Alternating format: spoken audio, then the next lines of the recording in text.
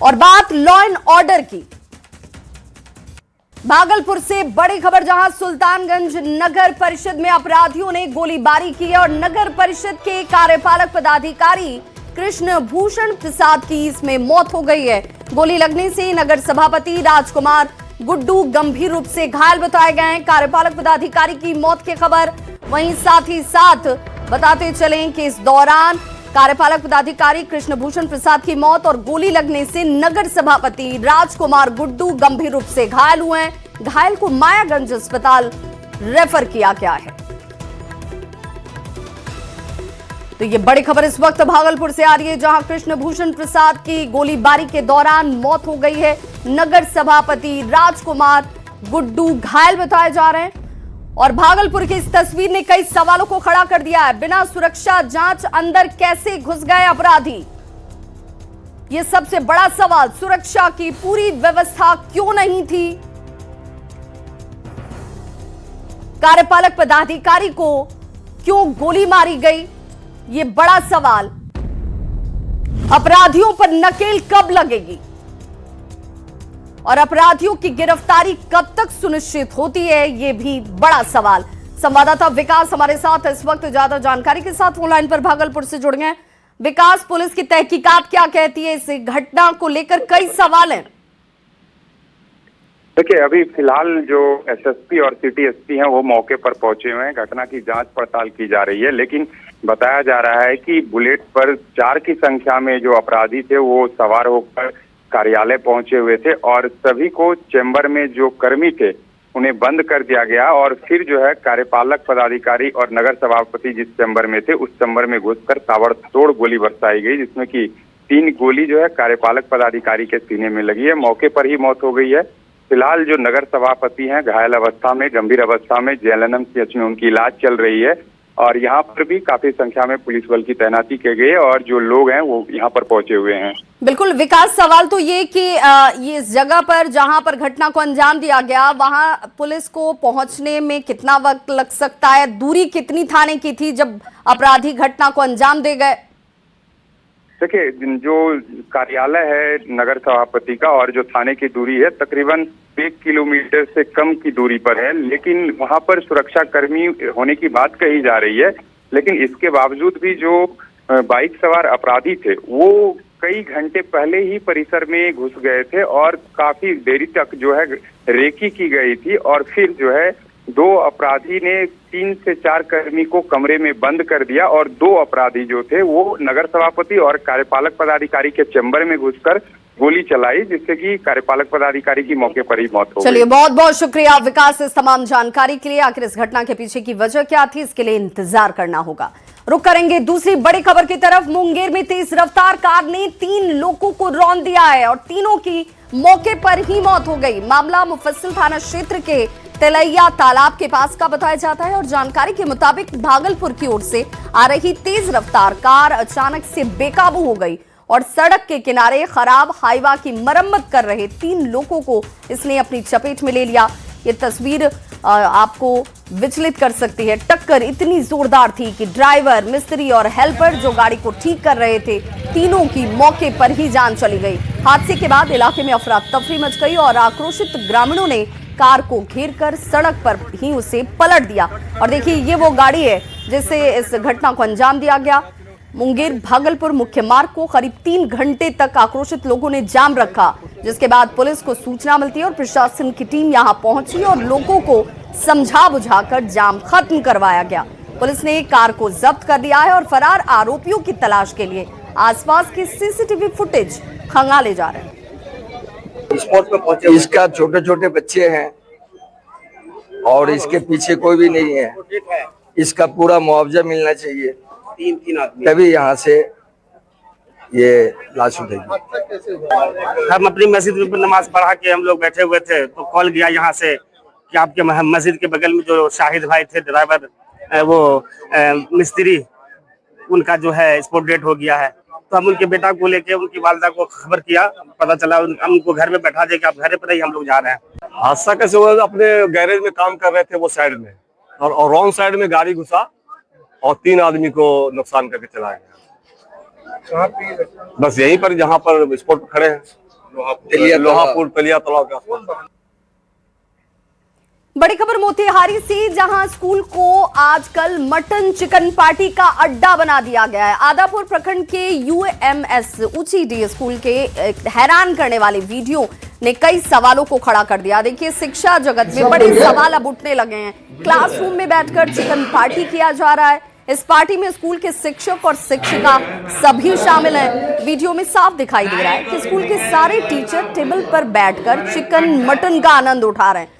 अब सवाल तो ये कि स्कूल शिक्षा के लिए है या फिर पार्टी करने के लिए। सैकड़ों बच्चों के भविष्य संवारने की जिम्मेदारी इन शिक्षकों पर है, लेकिन जिस तरह से स्कूल को ही पार्टी का अड्डा बना दिया गया, उससे गंभीर सवाल खड़े हो गए। हालांकि न्यूज़ 18 ने खबर को प्रमुखता से दिखाया है, जिम्मेदारों से सवाल किया है, तो प्रशासन की नींद खुली और अब सभी शिक्षकों से स्पष्टीकरण मांगा गया है।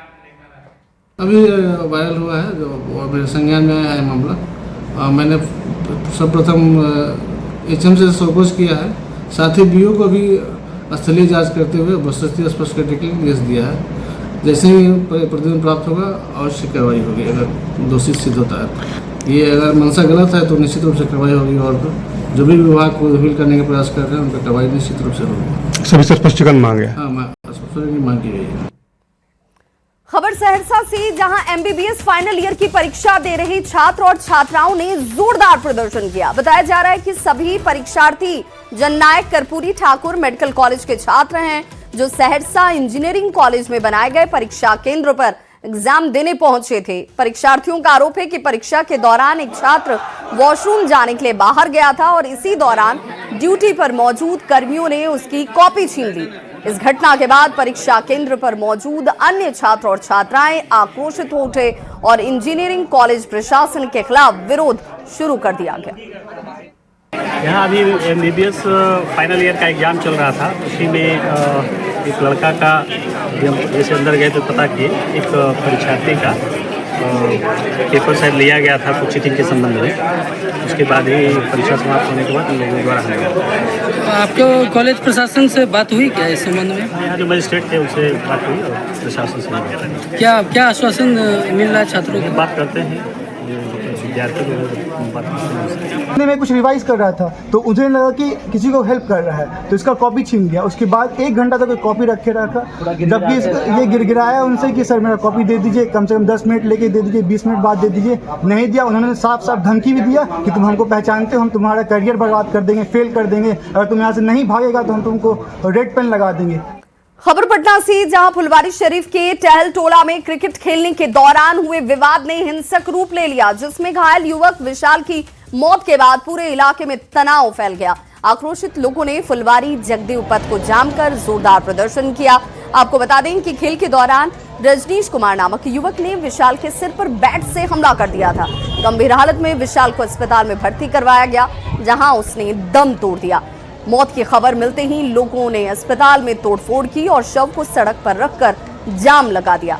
सुरक्षा के लिहाज से इलाके में अतिरिक्त पुलिस बल की तैनाती की गई है। और पटना से बड़ी खबर, जहां एसकेपुरी थाना क्षेत्र में नीट के छात्र श्रेयस ने जहर खाकर सुसाइड कर लिया। श्रेयम नालंदा रेजिडेंसी हॉस्टल में रह रहा था और श्रेयम के कमरे से जहर की बरामदगी की गई है। मृतक मुजफ्फरपुर के भगवानपुर का रहने वाला था और 2 साल से वो तैयारी कर रहा था। पुलिस अब इस मामले की जांच की बात कह रही है। तो नालंदा रेजिडेंसी में श्रेयम के कमरे से जहर की बरामदगी भी की गई है। नालंदा बॉयज हॉस्टल में सूचना मिली कि एक स्टूडेंट के द्वारा जो है आत्महत्या कर लिया गया है। बच्चे के एक सुसाइड नोट मिला है। सुसाइड नोट में ऐसा कुछ नहीं है, उसमें वो अपने घर परिवार के बारे में लिखा है और किसी को कोई ब्लेम नहीं किया है। सिवान में चोरों के हौसले बुलंद हैं और लकड़ी नवीगंज थाना क्षेत्र के राजकीय उत्क्रमित मध्य विद्यालय माधोपुर में लगातार 2 दिनों तक चोरी की घटना हुई। बदमाशों ने स्कूल का ताला तोड़ा, टैब, खेल सामग्री, कॉपी, कलम, चावल समेत लाखों के सामान यहां से चुराकर फरार हो गए। प्रधानाध्यापक के मुताबिक पहली घटना की सूचना पुलिस को दी गई थी, लेकिन कार्रवाई नहीं हुई, जिसके बाद दूसरी घटना फिर चोरी की हो जाती है। घटना से ग्रामीणों में आक्रोश है और पुलिस फिलहाल जांच में जुटी है। जाले खुला तो जब हम आए तो देखे कि ताला टूटा हुआ है रूम का, और बच्चों का शिक्षकों का जो हाजिरी बनता है टैब वो गायब था, कुछ सामान और गायब था, किट गायब था, बच्चों को खेलने के बजाने के लिए हारमोनिया कैसे सवाया था वो कल गायब हो गया। हमने इसकी सूचना थाना मुहारी को दिए नबी में, तो बोले कि नहीं ठीक है उसको रखवा लेते हैं, लेकिन फिर दूसरा घटना रात बताया। आवेदन भी दिया है? हाँ आवेदन दिया है। FIR हुआ है? FIR सर बोले कि हो जाएगा। आज हम लोग जब फिर विद्यालय पहुँचे तो देखते हैं ताला टूट गया है, रसोई जो गैस है उसको लोग लेकर चला गया है, पूरा कॉपी किताब किट है। और पटना सिटी से बड़ी खबर आ रही है, जहां मुख्यमंत्री सम्राट चौधरी ने पूजा अर्चना की है। बड़ी पटन देवी मंदिर में मुख्यमंत्री सम्राट चौधरी की तरफ से दर्शन किया गया और पूजा अर्चना की गई। छोटी पटन देवी मंदिर में भी उन्होंने मत्था टेका है। जल्ला हनुमान मंदिर में भी मुख्यमंत्री सम्राट चौधरी पहुंचे। बेगमपुर में भी उनकी तरफ से पूजा अर्चना की गई। राज्य की सुख शांति और समृद्धि की कामना करते हुए बिहार के मुख्यमंत्री सम्राट चौधरी आपको तस्वीरों में नजर आ रहे होंगे। और ये दो तस्वीरें छोटी पटन देवी और बड़ी पटन देवी मंदिर में पहुंचे, जल्ला मंदिर भी पहुंचे और जाकर उन्होंने मत्था टेका। तीनों जगहों की तस्वीरें इस वक्त आपके टीवी स्क्रीन पर, जहां पर राज्य की सुख शांति और समृद्धि की कामना की गई। बिहार को एक बार फिर से बड़ी सौगात मिली है। जी हां, पटना के बेटा में मुख्यमंत्री सम्राट चौधरी ने MSME टेक्नोलॉजी सेंटर का उद्घाटन किया। इस मौके पर केंद्रीय MSME मंत्री जीतन राम मांझी भी वहां मौजूद रहे। इस टेक्नोलॉजी सेंटर का मुख्य उद्देश्य बिहार के युवाओं को रोजगार से जोड़ना है, विशेष रूप से अनुसूचित जाति और अनुसूचित जनजाति के लोगों को अपना कारोबार शुरू करने और उसे बढ़ावा देने में मदद करना है। बेहटा का ये टेक्नोलॉजी सेंटर करीब 15 एकड़ में 171 करोड़ की लागत से बनाया गया है। बिहार बदल रहा और बिहार बदलने में हम तो जीतन राम मांझी जी से जरूर आग्रह करेंगे कि आपका एक सेंटर का जमीन उपलब्ध नहीं हो पाया, जरूर हम लोग इसको अगले 1 से 1.5 महीने के अंदर आपको जमीन भी उपलब्ध करा कर देंगे। और आपसे आग्रह भी करेंगे कि हमारे यहाँ कई जगह पर इंजीनियरिंग कॉलेज में, पॉलिटेक्निक कॉलेज में और हमारे ITI में कई जगह स्थान भी है। हमको सहयोग कीजिए और इस तरह के टेक्नोलॉजी सेंटर बनाने के लिए आपने अभी 5 से 6 दिया है और 10 हमको देने का मैं प्रधानमंत्री जी से भी आग्रह करूंगा और आपसे भी चाहूंगा कि बिहार के नेता आप रहे हैं और बिहार को सेवा देते आ रहे हैं, तो आगे भी हमको और 10 इस तरह के सेंटर बिहार के नौजवानों को कौशल युक्त बनाने में हमको सहयोग करने का काम कीजिए। और अब देश विदेश की खबरों पर नजर।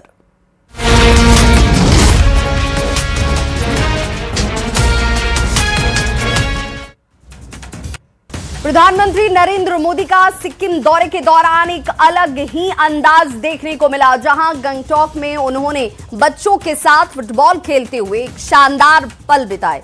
इस खास मौके की तस्वीर प्रधानमंत्री ने अपने सोशल मीडिया पर भी शेयर किया, जिसमें वे बच्चों के साथ खेलते और बातचीत करते हुए दिखाई दे रहे हैं।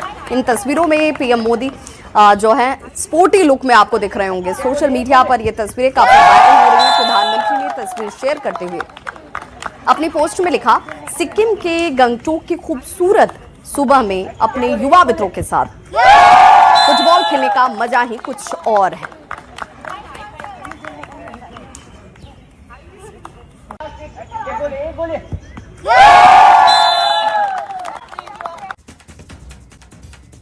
और बड़ी खबर इस वक्त, भारत लाया गया दाऊद का गुर्गा सलीम डोडा। विशेष विमान से सलीम डोडा को दिल्ली लाया गया है। ये इस वक्त बड़ी खबर, दाऊद का ये गुर्गा सलीम डोडा, जिस पर अब सख्ती साफ तौर पर नजर आती हुई। इस्तांबुल में इस शख्स को गिरफ्तार किया गया था। सलीम डोडा को मुंबई पुलिस को हैंडओवर किया जाएगा। 5,000 करोड़ रुपए के ड्रग्स कार्टेल के सरगना सलीम डोडा की गिरफ्तारी, जिसमें दाऊद इब्राहिम सिंडिकेट के लिए ये एक बड़ा झटका है। डोडा को राष्ट्रीय खुफिया संगठन और पुलिस इकाइयों के संयुक्त अभियान में इस्तांबुल में गिरफ्तार किया गया। जोधपुर के बालेसर में एएनटीएफ की बड़ी कार्रवाई करते हुए करीब 90 करोड़ की ड्रग्स को जब्त किया है और पुलिस ने 176 किलो से ज्यादा एमडी और 112 किलो एमडी एसिड बरामद किया गया और इस दौरान एक पिस्टल और 9 जिंदा कारतूस भी मिले हैं। कार्रवाई के दौरान बदमाशों ने फायरिंग की, जिसके बाद पुलिस ने जवाबी कार्रवाई करते हुए 6 आरोपियों को गिरफ्तार कर लिया। पूरी घटना का लाइव वीडियो भी सामने आया है, जिसमें पुलिस और बदमाशों के बीच मुठभेड़ नजर आ रही है।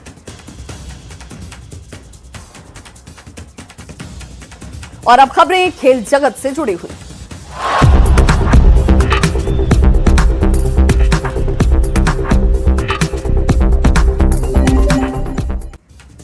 आईपीएल 2026 में आज 40वां मुकाबला खेला जाएगा। टॉप 4 की 2 टीमें आमने सामने होंगी, जिसमें श्रेयस अय्यर की कप्तानी वाली पंजाब किंग्स पॉइंट टेबल में सबसे ऊपर है। वहीं रियान पराग की कप्तानी वाली राजस्थान रॉयल्स टीम 10 अंक के साथ तीसरे नंबर पर। आज का मुकाबला काफी दिलचस्प होगा। आज पंजाब किंग्स बनाम राजस्थान रॉयल्स मुकाबला मुलांगपुर में खेला जाएगा, जो कि पंजाब का होम ग्राउंड है। शाम 7:30 बजे से भिड़ंत होगी और पंजाब ने अब तक 7 मैच खेलकर उसमें से 6 जीते हैं। एक मैच बारिश की वजह से रद्द हो गया था। पूरी टीम जबरदस्त फॉर्म में है। सलामी बल्लेबाज के तौर पर प्रभसिमन सिंह और प्रियांश आर्या आक्रामक शुरुआत करते हुए नजर आए हैं। और अब खबरें कारोबार जगत से जुड़ी।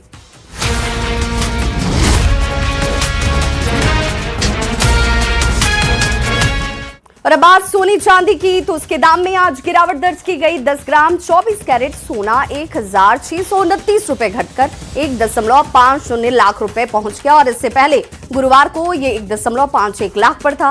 वहीं 1 किलो चांदी की कीमत 5,381 रुपए घटकर 2.38 लाख रुपए हो गई। चांदी की कीमत कल यानी कि 27 अप्रैल को 2,49,000 के आसपास थी। तो इस बुलेटिन में